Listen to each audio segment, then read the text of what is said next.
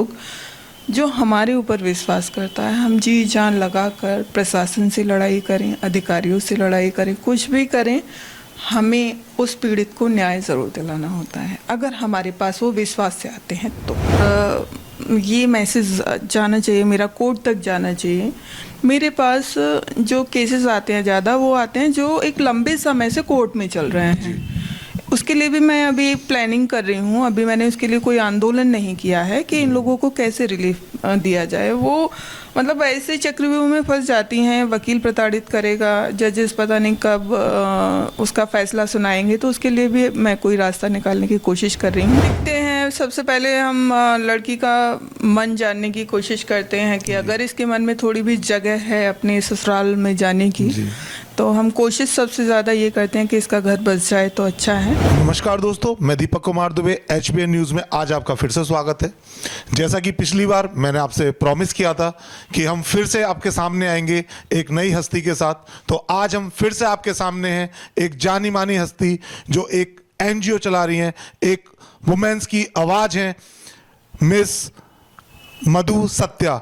आज हम उनसे कुछ खास बातचीत करेंगे कि उन्होंने ये संगठन क्यों स्टार्ट किया और ये संगठन क्या काम करता है। तो मैम, आपका बहुत बहुत स्वागत है हमारे चैनल में।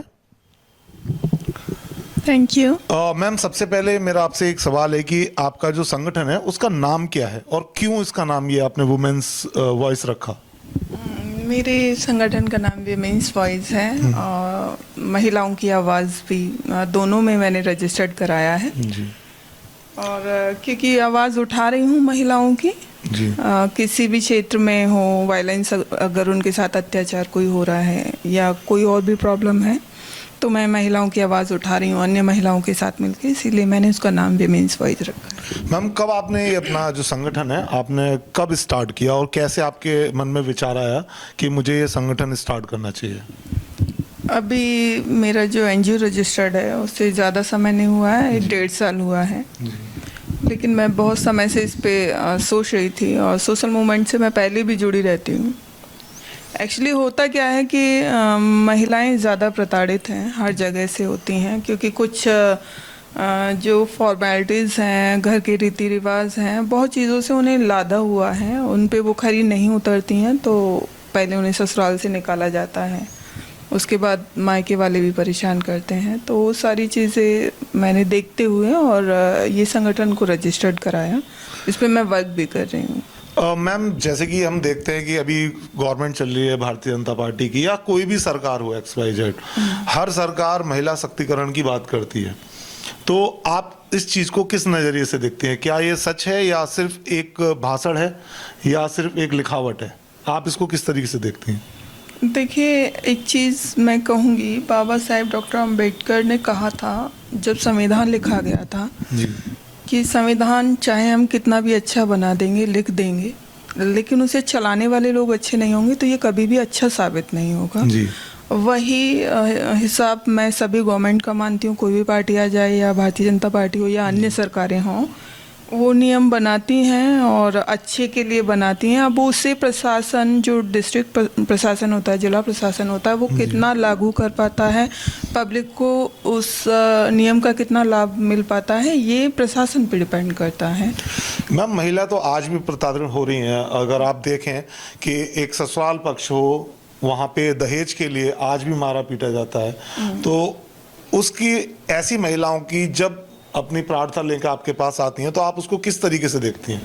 देखते हैं, सबसे पहले हम लड़की का मन जानने की कोशिश करते हैं कि अगर इसके मन में थोड़ी भी जगह है अपने ससुराल में जाने की, तो हम कोशिश सबसे ज़्यादा ये करते हैं कि इसका घर बस जाए तो अच्छा है।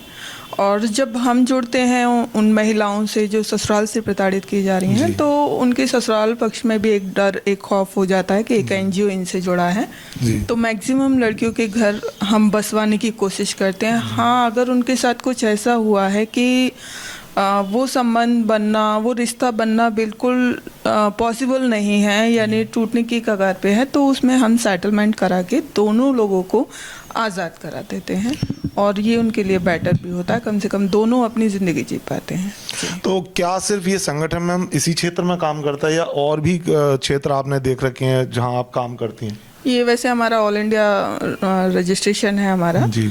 और अभी अलीगढ़ में हमारा ज़्यादा काम हो रहा है और लास्ट मंथ हम आगरा भी गए, या कहीं से भी हमें कोई इन्फॉर्मेशन मिलती है या बुलाया जाता है किसी केस के लिए तो हम लोग जाते हैं। मैम, सबसे ज़्यादा आपके पास जो महिलाएं आती होंगी अपने संगठन से जुड़ने के लिए या अपनी याचिका लेकर के, वो किस तरह का केसेस लेके आती हैं? वो किस तरह के केसेस होते हैं? प्रताड़ना के केसेस होते हैं या कैसे होता है?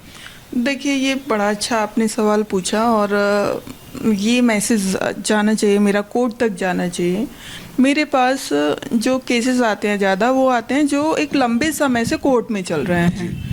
उसके लिए भी मैं अभी प्लानिंग कर रही हूँ। अभी मैंने उसके लिए कोई आंदोलन नहीं किया है कि इन लोगों को कैसे रिलीफ दिया जाए। वो मतलब ऐसे चक्रव्यूह में फंस जाती हैं, वकील प्रताड़ित करेगा, जजेस पता नहीं कब उसका फैसला सुनाएंगे, तो उसके लिए भी मैं कोई रास्ता निकालने की कोशिश कर रही हूँ। ऐसे केस की मेरे पास अभी भी 15-20 केस की मेरे पास फाइल हैं। और अगर आती हैं कि उनकी कंप्लेन दर्ज ही नहीं हुई है, मामला पुलिस तक है, तो उसमें तो हम हैंड टू हैंड उनका जो भी सोल्यूशन होता है वो करा देते हैं। मैम, कुछ केसेस ऐसे भी होते हैं कि महिलाएं के साथ शोषण हो रहा है या उनको प्रताड़ित किया जा रहा है, लेकिन वो अपनी मान सम्मान की वजह से कि माहौल में, समाज में उनको वो सम्मान नहीं मिल पाएगा या उनकी आवाज़ को पहुंचाया नहीं जाएगा, तो वो अपने घर में शांत बैठ जाती हैं। लेकिन आपके पास जब इस तरह की कोई बात आती है या इस तरह का कोई संदेश आता है तो आप उसको किस तरीके से देखते हैं? चिंता का विषय है बहुत ज़्यादा। मैं आपको बता दूं कि महिलाओं के लिए जितनी भी लड़ाइयाँ लड़ी हैं, कभी महिलाओं ने नहीं लड़ी हैं, पुरुषों ने हमेशा इनकी लड़ाइयाँ लड़ी हैं, क्योंकि वो जानते हैं ये कितना ज़्यादा प्रताड़ित हैं। कुछ पुरुषों ने इनकी लड़ाई, जो महान पुरुष रहे, इनकी लड़ाइयाँ लड़ी हैं। और ये तो ज़्यादातर एडजस्ट करने की कोशिश करती हैं, गुलामी की बेड़ियों को ये तोड़ना चाहती नहीं हैं, इसीलिए ये कामयाब होती नहीं हैं। मैं बहुत ज़्यादा चिंतित हूँ इस विषय को लेके कि इनका बहुत ज़्यादा शोषण होता है और मैं किस तरह से करूँ। और मेरे लिए सबसे बड़ी चुनौती आ रही है कि महिलाओं को संगठित करना, उन्हें समझाना, उन्हें रोक पाना, क्योंकि बर्डन उनके ऊपर इतना होता है। बच्चा भी संभालना है, उन्हें अपना घर भी संभालना है, खाना पीना, बहुत सारी चीज़ें हैं जिस वजह से वो समय नहीं दे पाती हैं। और इस वजह से मेरा ये मिशन, जो आपने क्वेश्चन पूछा है कि शोषण हो रहा है फिर भी वो चुप हैं, इसीलिए इस पे अभी हमारी कोई आवाज़ नहीं उठ पा रही है। पर आगे भविष्य में मैं इस पे काम ज़रूर करती रहूँगी कि मैं इस पे आवाज़ उठाऊँ। मैम, समाज में देखा जाता है कि महिला को देखते हैं कि महिला है, ये क्या कर पाएगी, क्या चीज़ें होती हैं। लेकिन जब आपके पास इस तरह के याचिकाएं आती हैं, इस तरह की महिलाएं आती हैं अपनी परेशानी लेकर के, तो आप उनके लिए काम भी करती हैं, लेकिन जब आपकी सुनवाई नहीं होती तो आपको किन किन समस्याओं का सामना करना पड़ता है और किस तरीके से आप संघर्ष करती हैं? ये भी बहुत एक पेचीदा यहाँ पे पड़ जाता है मामला कि बहुत कम लोग जो कोर्ट केस वगैरह या इन लफड़ों से जूझ चुके हैं वही लोग एनजीओ पे विश्वास कर पाते हैं। बाकी जो लोग नए आए हैं वो वकीलों की मीठी मीठी बातों में फंस जाते हैं और वो अपनी ज़िंदगी का एक पार्ट, एक समय, मेरे ख्याल से अगर मोटा मोटा कहें कि अगर 100 साल ज़िंदगी के हैं तो 25 साल वो वकीलों के चक्कर में ख़राब कर देते हैं। और देखिए, अगर किसी और की बातों में आते हैं, वकील की बातों में आए या किसी और की बातों में, भाई उनका भी एक अपना है कि वो इसीलिए बैठे हैं तो वहाँ भी जाएंगे लोग। जो हमारे ऊपर विश्वास करता है, हम जी जान लगा कर प्रशासन से लड़ाई करें, अधिकारियों से लड़ाई करें, कुछ भी करें, हमें उस पीड़ित को न्याय ज़रूर दिलाना होता है अगर हमारे पास वो विश्वास से आते हैं तो। और मैम, जैसे कि ये काम जो आप कर रही हैं बहुत ही अच्छा काम है और सम्मानजनक काम है, आप लोगों को न्याय दिला रही हैं। क्या आपके इस कार्य में राजनीतिक और प्रशासनिक आपको सहायता मिलती है, समर्थन मिलता है, या वहाँ पे भी आपको कठिनाइयों का सामना करना पड़ता है? राजनीति से तो हमें थोड़ा डर लगता है। मान लीजिए हमने एक पार्टी से किसी से लाभ ले लिया जी, तो आधे से ज़्यादा दुश्मन वैसे ही हो जाएंगे। एक शहर में अगर मान लीजिए 4 पार्टियां हैं तो 25% आप मान लीजिए। इसीलिए मैं थोड़ा सा दूर रहती हूँ राजनीतिक पार्टियों से और मैं किसी का समर्थन नहीं लेती हूँ। हाँ, जो मौजूदा सरकार है उनकी रिस्पॉन्सिबिलिटी भी है, तो वहाँ से हम प्रशासन द्वारा उसका लाभ उठाने की कोशिश करते हैं, हो जाता है ठीक है, वरना अपना संघर्ष हमारा जारी रहता है। मैम, आपका जो संगठन है वुमेन वॉइस एनजीओ, ये पर्टिकुलर किसी एक कम्युनिटी के लिए काम करता है या हर तरह की, हर जात धर्म को छोड़ के हर महिला को समर्थन करता है? महिलाओं की क्या जाति है? मैं तो मानती नहीं कि महिलाओं की भी कोई जाति है।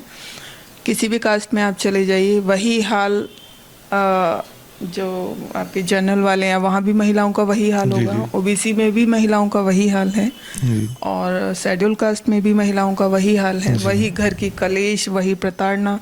तो मैं ये सब जाति बिरादरी इसमें नहीं लेके चल रही हूँ, और मैं जाति बिरादरी से ऊपर उठ के सभी महिलाओं के लिए, किसी भी कास्ट से आती है, मैं उसके लिए काम कर रही हूँ। मैम, जैसे जब इलेक्शन आते हैं तो हर राजनेता का एक ही भाषण होता है सबसे पहला, कि महिला की सुरक्षा, महिला की सशक्तिकरण की बात करते हैं कि भाई हम लोग सुरक्षा प्रोवाइड करेंगे, शिक्षा प्रोवाइड करेंगे। आज के दौर में महिला आगे बढ़ भी रही हैं, ऐसा कहा जाता है। तो आप देखते हैं क्या महिलाओं को आज भी उस तरह की शिक्षा सरकार द्वारा दी जा रही है, या अभी भी कहीं ना कहीं कोई संघर्ष बाकी है? सरकार की नीतियों को अगर जन जन तक लाया जाए, आम जन तक लाया जाए, तो उसका लाभ उन्हें ज़रूर मिलेगा। जी और अगर सरकार दे रही है तो थोड़ा सा एक होता है ना कि हमें मूल अधिकार मिले हुए हैं, तो मूल अधिकार के लिए ही हमें नहीं लड़ना है, मूल कर्तव्य के लिए भी हमें लड़ना है।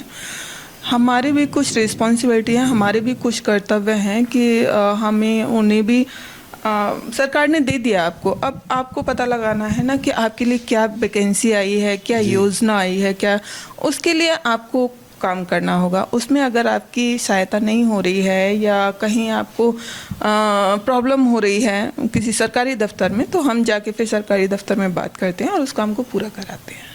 मैम, जैसे कि अगर हम शहर की बात करें तो शहर में तो आमतौर पे सब लोग जागरूक होते हैं, एक दूसरे से जुड़े हुए होते हैं, पढ़े लिखे भी होते हैं। लेकिन अगर मैं गांव देहात कस्बे की बात करूं तो वहां पे शिक्षा का स्तर अभी महिलाओं के लिए इतना नहीं है, और तो वो आवाज़ उनकी दब जाती है। तो आप उसके लिए कुछ करते हैं कि आप ग्रामीण क्षेत्र में जाती हैं, या आपका संगठन ऐसे कस्बे में या ऐसी महिलाओं को अपने साथ जोड़ने का प्रयास करता है जो थोड़ा सा डर की वजह से अपने घर में ही रहना पसंद करती हैं? शायद आप ये पूछना चाह रहे हैं कि वो रोजगार के लिए निकलें, या मैं क्वेश्चन नहीं। मैम, अगर उनके साथ किसी तरह की प्रताड़ना होती है गांव की महिला, तो वो दब जाती हैं, उनकी आवाज़ ना तो प्रशासन तक पहुंच पाती है, ना ही शासन तक पहुंच पाती है, लेकिन दब जाती है क्योंकि वो एक ग्रामीण महिला है, उसको अवेयरनेस नहीं है इतनी। तो क्या आपका संगठन, जिस कारण महिला मृत्यु दर बढ़ रहा है, गांव में बहुत ज्यादा बढ़ रहा है, बिल्कुल बिल्कुल, गांव देहात में, तो मेरा सवाल यही है कि क्या आपका संगठन उन महिलाओं के लिए कुछ कर रहा है, या आपका संगठन उन महिलाओं तक भी पहुंच रहा है? जी, अभी हम लास्ट मंथ ही 2 महीने पहले एक गांव से ही बिलोंग करती थी, नगला अर्जुन है आपका जी, आगरा में खंदौली। तो वहाँ हम एक लड़की को उसके ससुराल पहुँचा के आए, वो लोग रखने के लिए तैयार नहीं थे। तो गांव के केसेस मेरे पास ज़्यादा आते हैं तो हम लोग वहाँ जाते भी हैं और उन्हें न्याय दिलाने की पूरी कोशिश करते हैं कि भाई इन्हें न्याय मिले। अच्छी बात है। मैं चाहूँगा हमारे चैनल के माध्यम से आप हमारे शहर की और ग्रामीण की, अपने देश की महिलाओं को कुछ बताएं, ताकि वो अपनी आवाज़ को बुलंद कर सकें और आपसे जुड़ सकें अगर कोई समस्या हो तो। मैं तो यही कहना चाहूँगी, सभी महिलाएं स्ट्रांग बने, अपने आप में सक्सेसफुल बने, सेल्फ डिपेंड बने, और थोड़ा सा संघर्ष करें। चीज़ें अगर गलत हैं तो उसके खिलाफ आवाज़ उठाएं और आपस में प्यार करना सीखें, आपस में ही ना लड़ती रहें कि सास बहू और ननद भाभी और बहन सिस्टर वगैरह ये सब कुछ। तो इससे थोड़ा सा ऊपर सोचने की ज़रूरत है हमारे समाज, हमारे देश की महिलाओं को। उन्हें समझना होगा कि उनके बहुत बड़े अधिकार का हनन हो रहा है, और आपसदारी में लड़ना झगड़ना या एक व्यवस्था ऐसी बना दी है कि वो उससे बाहर नहीं निकलना चाहती हैं। तो उसे सबको इग्नोर करके वो अपने हक अधिकार के लिए आवाज़ उठाएं। अगर उनके आसपास कोई महिला प्रताड़ित होती है, कोई बेटी प्रताड़ित होती है, कोई बहू प्रताड़ित होती है, उसकी हेल्प ज़रूर करें। तो दोस्तों, ये थी हमारे साथ मधु सत्या, जो एक महिला आवाज़ हैं, और सिर्फ महिला आवाज़ नहीं, महिला शक्तिकरण की एक पहचान है। जुड़े रहिए मेरे साथ। मैडम का कॉन्टैक्ट नंबर हमारे चैनल पे अवेलेबल रहेगा। किसी को किसी तरह की समस्या होती है, कोई प्रताड़ना होती है, कोई शोषण होता है, मैडम को कॉल कर सकते हैं, उनकी मदद ले सकते हैं। मैं दीपक कुमार दुबे, HBN न्यूज़, अलीगढ़। धन्यवाद।